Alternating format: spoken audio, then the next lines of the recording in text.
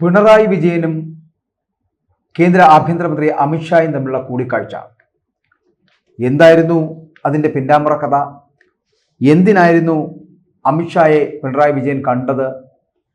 എന്താണ് ഇത്ര തിടുക്കം? ഇതൊക്കെ കഴിഞ്ഞ ദിവസം ഞാൻ മറ്റൊരു വീഡിയോയിലൂടെ ചോദിച്ചിരുന്നു. കാരണം വളരെ പെട്ടെന്ന് 4 മന്ത്രിമാരെ, കേന്ദ്രമന്ത്രിമാരെ നേരിട്ട് കാണുന്നു, പ്രധാനമന്ത്രി അടക്കം കാണുന്നു. വളരെ പെട്ടെന്നുള്ള ഒരു സന്ദർശനമാണ്. അപ്പോൾ ഈ സന്ദർശനത്തിന് പിന്നിൽ എന്താണ്? കേന്ദ്ര ആഭ്യന്തരമന്ത്രിയായിട്ടുള്ള അമിത്ഷായുമായിട്ട് മുഖ്യമന്ത്രി പിണറായി വിജയൻ ചർച്ച ചെയ്തത് എന്താണ്? പൊതുസമൂഹത്തിന് അത് അറിയുവാനുള്ള കൗതുകമുണ്ട്. അവർ പ്രതീക്ഷിക്കുന്നത് എന്താണ് എന്നുള്ളതാണ്. അപ്പോൾ കഴിഞ്ഞ ദിവസം വരെ ചിലപ്പോൾ ഇത്തരത്തിലുള്ള ചില ചിന്തകളൊന്നും വന്നിട്ടില്ല. അവസാനം യഥാർത്ഥ ആളിലേക്ക് എത്തപ്പെടുന്നു, അല്ലെങ്കിൽ യഥാർത്ഥത്തിൽ എന്താണ് സംഭവിച്ചത് എന്നുള്ള കാര്യങ്ങളിലേക്ക് എത്തപ്പെടുന്നു. ഇതൊക്കെയാണ് നമ്മൾ കാണുന്നത്. പക്ഷേ ഈ അമിത്ഷായും പിണറായി വിജയനും തമ്മിൽ സംസാരിച്ചത് എന്ത് എന്നുള്ളത് അറിയണമെങ്കിൽ അത് അവർ തന്നെ പറഞ്ഞു. പക്ഷേ ചില ഊഹാപോഹങ്ങൾ ഉണ്ട് എന്ന് പറഞ്ഞാൽ, കാരണം കഴിഞ്ഞ ദിവസം ഈ പിണറായി വിജയൻ അമിത്ഷാ കൂടിക്കാഴ്ച നടക്കുന്നതുമായിട്ട് ബന്ധപ്പെട്ട് തന്നെ അമിത്ഷായുമായിട്ട് ബന്ധപ്പെട്ടിട്ട് ആഭ്യന്തര വകുപ്പിനോട് സംസാരിക്കാനുള്ളത് എന്തായിരുന്നു എന്നുള്ളൊരു ചോദ്യവും കഴിഞ്ഞ ദിവസം ഞാനൊരു വീഡിയോയിൽ ചോദിച്ചിരുന്നു. അതിൽ പറയുന്ന പോലെ സ്ത്രീ സുരക്ഷ, തീരദേശ സുരക്ഷ, ആഭ്യന്തര സുരക്ഷ, ഇങ്ങനെയുള്ള കാര്യങ്ങളുമായി ബന്ധപ്പെട്ടിട്ട് അദ്ദേഹവുമായി സംസാരിച്ചു എന്നാണ് അദ്ദേഹം പറഞ്ഞത്. പക്ഷേ കഴിഞ്ഞ ദിവസം മനോരമ പത്രം അടക്കം മുമ്പോട്ട് വയ്ക്കുന്ന ഒരു കാര്യമുണ്ട്. ഇന്ന് പിണറായി വിജയന്റെ മകൻ വിവേക് കിരണിന് 2023 തന്നെ ED സമൻസ് അയച്ചു എന്ന് പറയപ്പെടുന്ന ഒരു വാർത്ത.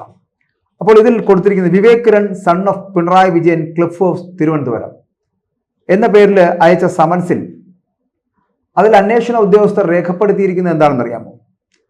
കള്ളപ്പണം വെളുപ്പിക്കുന്നത് അല്ലെങ്കിൽ കള്ളപ്പണം വെളുപ്പിക്കൽ നിരോധന നിയമത്തിന്റെ പരിധിയിൽ അന്വേഷിക്കുന്ന കേസിൽ വിവേക് കിരണിന്റെ സാന്നിധ്യം ആവശ്യമാണ് എന്ന്, അനിവാര്യമാണ് എന്ന് തോന്നുന്നു എന്ന് പറഞ്ഞുകൊണ്ടായിരുന്നു സമൻസ് തുടങ്ങുന്നത്.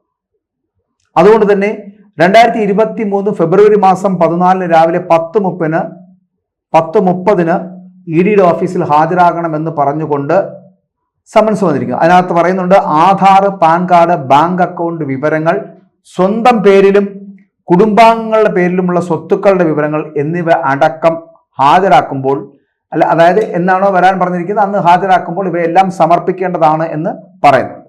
അപ്പോൾ ഇതിന്റെ രേഖകളുടെ പട്ടിക അടക്കമാണ് സമൻസിൽ കൊടുത്തിരിക്കുന്നത്. അപ്പോൾ കൃത്യമായിട്ടും അവിടെ ഹാജരാകേണ്ടതാണ് എന്നുള്ളത് വളരെ കൃത്യമായിട്ട് പറയാം. അന്ന് അവിടെ ആനന്ദ് എന്ന് പറയപ്പെടുന്ന ഒരു ഉദ്യോഗസ്ഥനാണ്, EDയുടെ ഉദ്യോഗസ്ഥനാണ് അന്ന് ഈ സമൻസ് അയച്ചു കൊടുക്കുന്നത്. അപ്പോൾ ഡെപ്യൂട്ടേഷനിൽ EDയിലേക്ക് വന്ന ഉദ്യോഗസ്ഥനാണ് ഈ ആനന്ദ് എന്ന് പറയപ്പെടുന്നത്. അദ്ദേഹം ഇപ്പോൾ അവിടെ EDയിൽ ഇല്ല എങ്കിൽ കൂടിയും അദ്ദേഹം അയച്ചത് ഇങ്ങനെയാണ്: Vivek Kiran son of Pinarayi Vijayan Cliff House Thiruvananthapuram എന്ന പേരിലുള്ള ഒരു സമൻസ്. അതിനകത്ത് പറഞ്ഞിരിക്കുന്ന കാര്യങ്ങളിലാണ് ഞാൻ ആദ്യം സൂചിപ്പിച്ചത്. അതായത് കള്ളപ്പണം വെളുപ്പിക്കൽ നിരോധന നിയമത്തിന്റെ പരിധിയിൽ അന്വേഷിക്കുന്ന കേസിൽ വിവേക് കിരണിന്റെ സാന്നിധ്യം അനിവാര്യമാണ് എന്ന്. അപ്പൊ കള്ളപ്പണം വെളുപ്പിക്കലുമായി ബന്ധപ്പെട്ട് വരുന്ന വിഷയങ്ങൾ തുടങ്ങുന്ന ലൈഫ് മിഷൻ പദ്ധതി കേസുമായിട്ട് ബന്ധപ്പെട്ട് വരുന്ന വിഷയങ്ങളാണ്. അതായത് 2018 പ്രളയബാധിതർക്കായി വടക്കാഞ്ചേരിയിൽ നിർമ്മിക്കുന്ന ലൈഫ് മിഷൻ ഫ്ലാറ്റ് സമുച്ചയ പദ്ധതി, ആ പദ്ധതിയുടെ മറവിൽ കോടിക്കണക്കിന് രൂപയുടെ കൈക്കൂലി ഇടപാട് നടന്നു എന്നുള്ളതാണ് ആ കേസ്. അതാണ് ED അന്വേഷിച്ചുകൊണ്ടിരുന്നത്. അപ്പോൾ ഈ പദ്ധതിക്കായിട്ട് UAEയിലെ സന്നദ്ധ സംഘടനയായിട്ടുള്ള റെഡ് ക്രസന്റ് കൂടാതെ UAE കോൺസുലേറ്റ് മുഖേന സംസ്ഥാന സർക്കാരിന് പണം കൈമാറിയിരുന്നു എന്നാണ് പറയപ്പെടുന്നത്.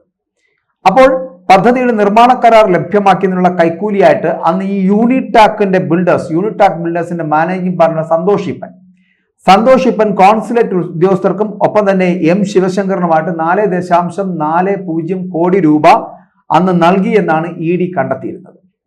ശിവശങ്കർ, സന്തോഷ് ഇപ്പൻ, ഇവർക്കൊക്കെ പുറമെ നമുക്കറിയാം സ്വപ്ന സുരേഷ്, പിന്നെ PS സരിത്ത്, സന്ദീപ് നായർ തുടങ്ങിയവർക്കൊക്കെ ഈ ക്രമക്കേടിൽ പങ്കുള്ളതായിട്ട് ED കണ്ടെത്തുകയും ചെയ്തു. അപ്പോൾ നയതന്ത്ര സ്വർണ്ണക്കള്ളക്കടത്ത് കേസിനൊപ്പമാണ് ലൈഫ് മിഷനിലെ ഈ ക്രമക്കേടും ED അന്വേഷിച്ചത് എന്നാണ്. കൊച്ചിയിലുള്ള സാമ്പത്തിക കുറ്റവിചാരണ കോടതിയുടെ പരിഗണനയിലുള്ള കേസ് കൂടിയാണിത്. അപ്പോൾ ഒരേ സമയം തന്നെ ഈ ലൈഫ് മിഷൻ പദ്ധതിയുടെയും സ്വർണ്ണക്കള്ളക്കടത്ത് കേസിന്റെയും പേരുള്ള അന്വേഷണം ED നടത്തുമ്പോഴാണ് ഈ കേസുമായിട്ട് ബന്ധപ്പെട്ടിട്ടുള്ള ഒരു വിഷയമാണ് 2023 ഫെബ്രുവരി 14 ഹാജരാകണം പിണറായി വിജയന്റെ മകൻ EDയുടെ മുമ്പിൽ എന്നുള്ള സമൻസ് വന്നത് എന്നുള്ള വാർത്തയാണ് ഏറ്റവും പുതുതായിട്ട് പുറത്തു വന്നത്.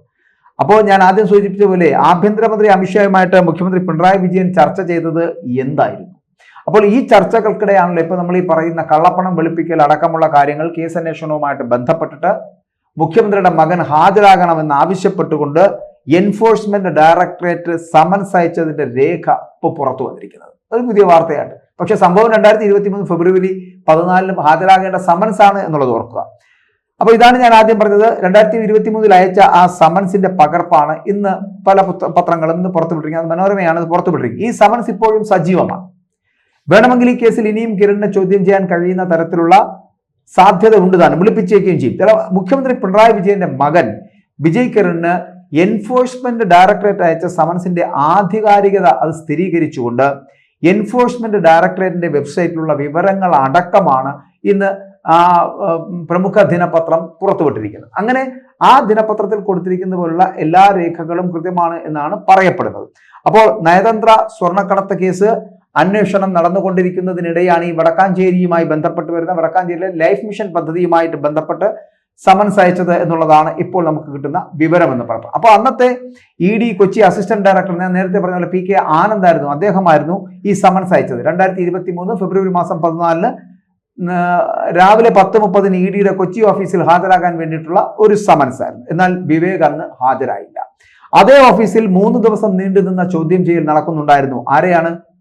ശിവശങ്കറിനെ. അന്ന് രാത്രിയിലാണ് മുഖ്യമന്ത്രിയുടെ മുൻ പ്രിൻസിപ്പൽ സെക്രട്ടറി കൂടിയായിട്ടുള്ള M ശിവശങ്കറിനെ ED അറസ്റ്റ് ചെയ്യുന്നത്. അപ്പോൾ തുടർച്ചയായുള്ള 3 ദിവസം അവിടെ ഇദ്ദേഹത്തെ ചോദ്യം ചെയ്യുന്നുണ്ടായിരുന്നു. ആ ചോദ്യം ചെയ്യലിനൊടുവിലാണ് മുഖ്യമന്ത്രിയുടെ പ്രിൻസിപ്പൽ സെക്രട്ടറിയായ M ശിവശങ്കറിനെ അന്ന് അറസ്റ്റ് ചെയ്തത്. ഈ സാഹചര്യത്തിൽ ഈ സമൻസിന്റെ പ്രസക്തി എന്ന് പറഞ്ഞാൽ വളരെ വലുതാണ്. കാരണം M ശിവശങ്കറിനെ ലൈഫ് മിഷൻ പദ്ധതി സ്വർണ്ണക്കള്ളക്കടത്ത് കേസുമായിട്ട് ബന്ധപ്പെട്ട് ED അന്വേഷിക്കുന്ന സമയത്താണ് അറസ്റ്റിലേക്ക് എത്തപ്പെടുന്നത് എന്നുള്ളത്. അപ്പോൾ മുഖ്യമന്ത്രിയുടെ മകനെതിരെയും കേന്ദ്ര ഏജൻസി അന്വേഷണം നടത്തി എന്നതിന് തെളിവാണ് ഈ പറയുന്ന സമൻസ് എന്ന് പറയപ്പെടുന്നത്. അപ്പോൾ മുഖ്യമന്ത്രിയുടെ വിശ്വസ്തനായിരുന്ന ശിവശങ്കറിന്റെ അറസ്റ്റ് വരെ നീണ്ട ലൈഫ് മിഷൻ അന്വേഷണം ഒരു ഘട്ടത്തിൽ ക്ലിഫ് ഹൗസിലേക്കും ഒപ്പം തന്നെ മുഖ്യമന്ത്രിയുടെ മകനിലേക്കും വരെ എത്തിയതിന്റെ പുറത്തറിയാത്ത വിവരമാണ് ഇപ്പോൾ ഇതാ ഈ സമൻസിലൂടെ പുറത്തു വരുന്നത്. അപ്പോൾ ആരും ഈ പറഞ്ഞതുപോലെ പാവങ്ങളല്ല, ഈ പച്ചവെള്ളം ചവച്ചു കുടിക്കുന്നവരല്ല എന്നുള്ളതിന് തെളിവാണ് വിവേക് കിരൺ എന്ന് പറയപ്പെടുന്ന മകനെ കൂടി ഈ കേസിനകത്തേക്ക് ഉൾപ്പെടുത്തിയിരിക്കുന്നത്. അപ്പോൾ സമൻസിൽ ഹാജരാകാതിരുന്ന വിവേകിനെതിരെ EDയുടെ ഭാഗത്തു നിന്ന് പിന്നീട് എന്ത് നടപടി ഉണ്ടായത് എന്നത് ഇന്നുവരെയും പുറത്തു വന്നിട്ടുമില്ല. അപ്പോൾ അബുദാബിയിൽ ജോലി ചെയ്യുന്ന വിവേകിന്റെ വിവരങ്ങളും UAE അധികൃതരിൽ നിന്ന് ED തേടിയിരുന്നതായിട്ട് സൂചനയുണ്ട്. പക്ഷെ അതിനുശേഷം എന്ത് സംഭവിച്ചു എന്നുള്ളത് ഇതുവരെയും ആർക്കും മനസ്സിലാക്കാൻ കഴിയില്ല. കാരണം ഈ പറയുന്ന സമൻസ് പോലും നമ്മളിപ്പോഴാണല്ലോ അറിയുന്നത്. സമൻസ് ഉണ്ടായിരുന്നു എന്നുള്ളത് പോലും സമൂഹം അറിയുന്നത് ഇപ്പോഴാണല്ലോ. അപ്പോൾ ആ സമൻസ് പ്രകാരം ഹാജരായതുമില്ല. എന്നാൽ ഹാജരാകാതിരുന്നതിന് ശേഷം ED എന്ത് നടപടിയെടുത്തു എന്നുമില്ല. അപ്പോൾ ഇവിടെയാണ് പലതരത്തിലും അന്വേഷണം ഏത് വഴിക്ക് പോകുന്നു, അന്വേഷിക്കുന്ന കേന്ദ്ര ഏജൻസികളെ സ്വാധീനിക്കുന്നുണ്ടോ, അങ്ങനെ സ്വാധീനിക്കുന്നുണ്ടെങ്കിൽ അതെങ്ങനെയാണ്, ഇങ്ങനെയൊക്കെയുള്ള ചോദ്യങ്ങൾ പുറത്തു വരുന്ന എങ്ങനെയാണ്. അത് KC/2023/769 എന്നാണ് വിവേകിന്റെ സമൻസിന്റെ നമ്പർ എന്ന് പറയപ്പെടുന്നത്. കൊച്ചി സോണൽ ഓഫീസ് എന്നതിനെ സൂചിപ്പിക്കുന്നതാണ് ഈ KC/ZO എന്ന് പറയപ്പെടുന്നത്. അപ്പോൾ ഈ സമൻസിന്റെ ആധികാരികതയെ സംബന്ധിച്ചുകൊണ്ട് EDയുടെ ഔദ്യോഗിക വെബ്സൈറ്റിലെ സംവിധാനം ഉപയോഗിച്ച് പരിശോധിച്ചാൽ അപ്പോൾ അങ്ങനെ കിട്ടുമ്പോൾ വിവേക് കിരണിനുള്ള സമൻസ് തന്നെയാണ് ഇത് എന്നുള്ള സ്ഥിരീകരണം കൃത്യമായി ലഭിക്കുകയും ചെയ്യുന്നുണ്ട്. അപ്പോൾ വെബ്സൈറ്റിൽ വെരിഫൈ യുവർ സമൻസ് എന്ന വിഭാഗത്തിൽ വിവേകിന്റെ പേര് സഹിതം വിവരങ്ങൾ അടക്കം ചേർത്തിട്ടുണ്ട് താനും. അപ്പോൾ കള്ളപ്പണം വെളുപ്പിക്കൽ നിരോധന നിയമത്തിലെ 50-ാം വകുപ്പിലെ 2, 3 ഉപവകുപ്പുകൾ പ്രകാരമാണ് ഈ പറയുന്നത് പോലെ വിവേകിന് സമൻസ് അയച്ചിരിക്കുന്നത്. രേഖകളും തെളിവുകളും ഹാജരാക്കുന്നതിന് വിളിച്ചു വരുത്തുവാൻ വേണ്ടിയിട്ട് അന്വേഷണ ഉദ്യോഗസ്ഥന് അധികാരം നൽകുന്നതാണ് ഈ 2ാമത്തെ ഉപവകുപ്പ് എന്ന് പറയപ്പെടുന്നത്. അതുകൊണ്ട് തന്നെ ഇതിനെ ജുഡീഷ്യൽ നടപടിക്രമത്തിന് തുല്യമായി കണക്കാക്കുന്നതാണ് 3ാമത്തെ ഉപവകുപ്പ് എന്നുകൂടി പറയപ്പെടുന്നുണ്ട്. അത് അങ്ങനെയാണ് 50-ാം വകുപ്പിലെ 2ഉം 3ഉം ഉപവകുപ്പുകൾ പ്രകാരം ഇദ്ദേഹത്തിന് വിവേകിന് സമൻസ് അയച്ചിരിക്കുക. അതായത് എപ്പോൾ വേണോ ഇവർക്ക് EDക്ക് വിളിച്ച് ചോദ്യം ചെയ്യാനുള്ള അധികാരമുണ്ട് എന്നർത്ഥം. പക്ഷേ എന്തുകൊണ്ട് ഹാജരായില്ല എന്നുള്ളതാണ് നമ്മുടെ മുമ്പിൽ ചോദ്യം. പിണറായി വിജയന് അത്രത്തോളം പിടിപ്പുണ്ടെങ്കിൽ അല്ലെങ്കിൽ പിടിപാടുള്ളത് കൊണ്ടാണോ മകനെ EDയുടെ മുമ്പിലേക്ക് ഹാജരാക്കാതിരുന്നത്? ഈ 2023 ഫെബ്രുവരി മാസം 14 ഹാജരാകേണ്ടിയിരുന്ന വിവേക് കിരൺ എന്തുകൊണ്ട് ഹാജരായില്ല എന്നുള്ള ചോദ്യമാണ് ഇവിടെ നമുക്ക് ചോദിക്കാനുള്ളത്. അപ്പോൾ വിവേകുമായിട്ട് ബന്ധപ്പെട്ട് വരുന്ന Vivek Kiran son of Pinarayi Vijayan Cliff House Thiruvananthapuram എന്നുള്ള സമൻസ് അപ്പോൾ എന്തായാലും മുഖ്യമന്ത്രി പിണറായി വിജയന്റെ മകന്റെ തന്നെയാണ് എന്നുള്ളതിൽ സംശയമില്ല. എന്തുകൊണ്ടാണ് ഹാജരാകാതിരുന്നത്, അതിന് പിന്നിൽ എന്തുകൊണ്ടുള്ള സമ്മർദ്ദങ്ങൾ ഉണ്ടായിരുന്നത്, അപ്പോൾ ഏതെങ്കിലും വിധത്തിലുള്ള സ്വാധീനം ഉണ്ടായിട്ടുണ്ടോ, ED എന്തുകൊണ്ടാണ് ഇതിനുശേഷം മറ്റ് നടപടിക്രമങ്ങളിലേക്ക് പോകാത്തത്, ഇതൊക്കെ ചോദ്യങ്ങളാണ്. അപ്പോൾ ഇവിടെ മുഖ്യമന്ത്രിയുടെ മകന് 2023 EDയുടെ സമൻസ് വന്നിട്ട് അതിന് ഹാജരാകുന്നതിൽ ഒരു തരത്തിലുള്ള നടപടിക്രമങ്ങളും എടുക്കേണ്ട കാര്യമില്ല. 2 വർഷമാകാൻ പോകുന്നു, 2 വർഷം കഴിയുന്നു. 2025 ഫെബ്രുവരി 14 കഴിയുമ്പോൾ 2 വർഷം കഴിഞ്ഞിരിക്കുന്നു. എന്നിട്ടും എന്ത് നടപടിയാണ് എടുത്തിട്ടുള്ളത്? എന്തെങ്കിലും നടപടികൾ സ്വീകരിച്ചിട്ടുണ്ടോ? ഈ സ്വർണ്ണക്കള്ളക്കടത്ത് കേസും ഒപ്പം തന്നെ ലൈഫ് മിഷൻ പദ്ധതിയിലെ കൈക്കൂലി കേസും ഒക്കെ ഉൾപ്പെടെ വലിയ കോടികളുടെ തട്ടിപ്പ് നടത്തിയ കേസിൽ, കള്ളപ്പണം വെളുപ്പിക്കൽ കേസിൽ, ആ കേസിൽ ഉൾപ്പെടുന്ന വ്യക്തി എന്നുള്ള നിലയിലായിരിക്കണമല്ലോ ഈ വിവേക് കിരൺ എന്ന് പറയപ്പെടുന്ന പിണറായി വിജയന്റെ മകനെ ഇതിനകത്ത് ഉൾപ്പെടുത്തി. അപ്പോൾ അമിത്ഷയുമായി കൂടിക്കാഴ്ച നടത്തിയതിനും മുമ്പ് നിർമ്മലാ സീതാരാമനുമായി കൂടിക്കാഴ്ച നടത്തിയതിന് പിന്നിലുമൊക്കെ കേരളത്തിലെ ജനങ്ങളുടെ നീറുന്ന പ്രശ്നങ്ങൾക്കുള്ള പരിഹാരത്തിന് വേണ്ടിയിട്ടായിരിക്കില്ല പിണറായി വിജയൻ ഇവരെയൊക്കെ കണ്ടത്. പകരം തൻ്റെ മകന്റെയും മകളുടെയും സുരക്ഷ ലക്ഷ്യമാക്കിക്കൊണ്ട് മാത്രമായിരിക്കണം ഈ ഡൽഹിയിലേക്കുള്ള യാത്രകൾ നടത്തിയിട്ടുള്ളത്. ആഭ്യന്തരമന്ത്രി അമിത്ഷായെ കണ്ടിട്ടുള്ളത്, നിർമ്മലാ സീതാരാമനെ കണ്ടിട്ടുള്ളത്, ആരോഗ്യമന്ത്രി JP നദ്ദയെ കണ്ടിട്ടുള്ളത്, ഉപരിതല ഗതാഗത വകുപ്പ് മന്ത്രിയായിട്ടുള്ള നിതിൻ ഗഡ്കരിയെ കണ്ടിട്ടുള്ളത്, പ്രധാനമന്ത്രിയെ അടക്കം കണ്ടിട്ടുള്ളതിന് പിന്നിൽ എന്ത് വികാരമാണ് എന്ന് ചോദിച്ചാൽ, എന്ത് ചെയ്തോ വികാരമാണ് എന്ന് ചോദിച്ചാൽ അതിന് പിന്നിൽ ജനങ്ങളോടുള്ള കമ്മിറ്റ്മെന്റ് അല്ല, പകരം തൻ്റെ മക്കളോടുള്ള അടങ്ങാത്ത അധമമായ സ്നേഹമാണ് എന്ന് പറയാതിരിക്കാൻ കഴിയില്ല. അപ്പോൾ സ്വന്തം മക്കളെ തൻ്റെ ചിറകിനടിയിൽ ഒളിപ്പിച്ചു വയ്ക്കുവാൻ നടത്തുന്ന ഇതേ ഒരു പരിശ്രമം ഇവിടുത്തെ സാധാരണക്കാരായ ജനങ്ങളെ അവരുടെ പ്രശ്നങ്ങളിൽ നിന്ന് മുക്തരാക്കുന്നതിന് വേണ്ടിയുള്ള അതിനുള്ളൊരു ശ്രമം കൂടി മുഖ്യമന്ത്രി നടത്തിയിരുന്നെങ്കിലോ, അതിന് കഴിയുന്നില്ല എന്നുള്ളതാണ്. അപ്പോൾ സമൻസ് വന്നാലും മുഖ്യമന്ത്രിയുടെ മകന് ഹാജരാകണ്ട. അത് സ്വർണ്ണക്കള്ളക്കടത്ത് കേസായാലും ശരി, ലൈഫ് മിഷൻ പദ്ധതിയിലെ കള്ളപ്പണം വെളുപ്പിക്കലായിരുന്നാലും ശരി, അതിലൊന്നും ഇവർക്ക് ആർക്കും യാതൊരു തരത്തിലുള്ള ബന്ധവും ഇല്ലാത്ത തരത്തിൽ പ്രസ്താവനകൾ ഇറക്കി സഖാക്കൾക്ക് മുന്നോട്ട് പോവുകയും ചെയ്യാം. പക്ഷെ നിങ്ങളൊരു കാര്യം മനസ്സിലാക്കേണ്ടത്, എത്രയൊക്കെ നിങ്ങൾ ഒളിപ്പിച്ചു വയ്ക്കാൻ ശ്രമിച്ചാലും സത്യം ഒരു നാൾ പുറത്തു വരിക തന്നെ ചെയ്യും. അതിന്റെ ഉത്തമ ഉദാഹരണമാണ് നിങ്ങൾ വർഷങ്ങളോളം ഈ സമൻസിനെ പൂഴ്ത്തി വെച്ചിട്ട് പോലും, ഈ സമൻസിൽ പറയുന്ന കാര്യങ്ങൾ പുറത്തറിയാതിരുന്നിട്ട് പോലും ഇപ്പോൾ ഇതാ 2 വർഷങ്ങൾക്ക് ശേഷം ഇത് പുറത്തു വന്നിരിക്കും, 2-2.5 വർഷങ്ങൾക്ക് ശേഷം ഇത് പുറത്തു വന്നിരിക്കുന്നത്. എത്ര നാൾ ഇങ്ങനെ ഒരു സത്യത്തെ മൂടി വയ്ക്കാൻ കഴിയും എന്നുള്ളതിന്റെ ഏറ്റവും വലിയ ഉദാഹരണമാണ്.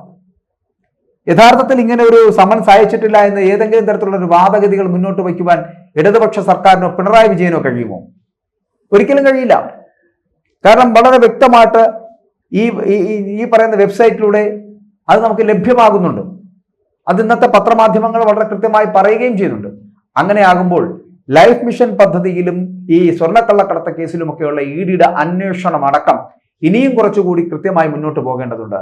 അപ്പോൾ എനിക്ക് പറയാനുള്ള ഇത്രയേ ഉള്ളൂ. അതായത് ഈ 2023 ഫെബ്രുവരി മാസം 14 രാവിലെ 10:30 കൊച്ചിയിലെ EDയുടെ ഓഫീസിൽ ഹാജരാകണമെന്ന് പറഞ്ഞ് അയച്ച സമൻസ് പ്രകാരം ഹാജരാകാതിരുന്ന വിവേക് കിരൺ പക്ഷെ അന്നത്തെ ദിവസങ്ങളിൽ 3 ദിവസത്തെ തുടർച്ചയായിട്ടുള്ള ചോദ്യം ചെയ്യലിന് ശേഷം ശിവശങ്കറിനെ അറസ്റ്റ് ചെയ്യുന്ന തരത്തിലേക്ക് എത്തുന്ന സാഹചര്യത്തിൽ വളരെ വിദഗ്ധമായി ഇദ്ദേഹത്തെ, ഈ വിവേക് കിരണിനെ ഹാജരാകാതെ അവിടെ നിന്നും രക്ഷപ്പെടുത്തിയതിന് പിന്നിൽ ആരുടെ കൈകളായിരുന്നതാണ്. അപ്പോൾ പിണറായി വിജയൻ, അമിത്ഷാ കൂട്ടുകെട്ടടക്കം ഇതിനകത്ത് വലിയ ചിന്തയ്ക്ക് പ്രേരണ നൽകുന്ന ഘടകങ്ങൾ ഉണ്ട് എന്നുള്ളതാണ്. കേന്ദ്ര ഏജൻസികളെ കൂട്ടുപിടിച്ച് തൻ്റെ മകൾക്കും മകനുമെതിരെ വരുന്ന കേസുകളിൽ നിന്ന് അവരെ ഊരിയെടുക്കുന്നതിന് വേണ്ടിയുള്ള വളരെ വിദഗ്ധമായ ശ്രമം നടത്തുന്നുണ്ട്. അങ്ങനെയാണെന്നുണ്ടെങ്കിൽ തന്നെ കേന്ദ്ര ഗവൺമെന്റ് അല്ലെങ്കിൽ കേന്ദ്ര ഏജൻസികൾ അതിന് കൂട്ടുനിന്നിട്ടുണ്ടെങ്കിൽ അവരും CPM-ഉം പിണറായി വിജയനും ഒക്കെ ചേർന്ന് നിന്നുകൊണ്ട് ഒരു ഉപജാപ സംഭം, അങ്ങനെയാണെങ്കിൽ ഈ അമിത്ഷായുടെ കൂടിക്കാഴ്ച എന്ന് പറയപ്പെടുന്നത് ഈ മക്കളെ രക്ഷിച്ചെടുക്കുന്നതിനുള്ള തന്ത്രങ്ങൾ മെനയുന്നതായിരുന്നു. കാല് പിടിച്ചിട്ടാണെങ്കിലും ശരി മകനെയും മകളെയും രക്ഷിച്ചെടുക്കുന്നതിനായിരിക്കണം പിണറായി വിജയൻ ആഭ്യന്തരമന്ത്രി അമിത്ഷായുമായി കൂട്ടുകൂടിയത് അല്ലെങ്കിൽ കൂടിക്കാഴ്ച നടത്തിയത് എന്ന് പറയേണ്ടി.